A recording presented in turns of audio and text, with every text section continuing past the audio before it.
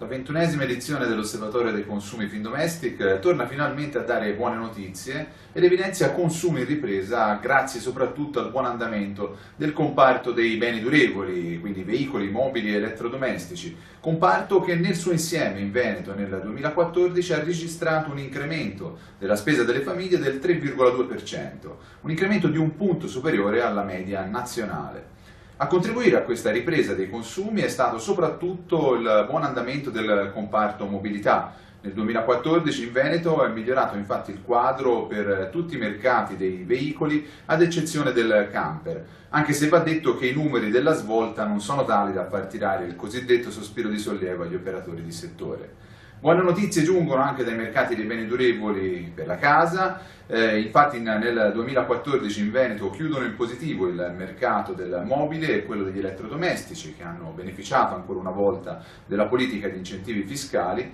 in positivo anche il mercato dell'information technology, che cresce in Veneto nonostante l'esaurirsi del boom dei tablet. In negativo invece il comparto delle TV, cui non è stato sufficiente evidentemente l'evento sportivo dei mondiali per risollevarsi. A livello provinciale Padova e Belluno si confermano le province più ricche del Veneto e in entrambe le province si è registrata una ripresa della spesa per beni durevoli. A Belluno, a dire il vero, si è registrato l'incremento più contenuto a livello regionale, mentre a Padova l'aumento della spesa per acquistare beni durevoli è stato del 3% e quindi in linea con la media regionale. La provincia in cui l'incremento della spesa per durevoli è stato più marcato è Treviso, grazie alle migliori performance all'interno del comparto dell'auto nuova e dei prodotti informatici, mentre spetta a Verona il primato dei consumi all'interno di tutti i mercati dei beni durevoli per la casa e quindi mobili, elettrodomestici e TV.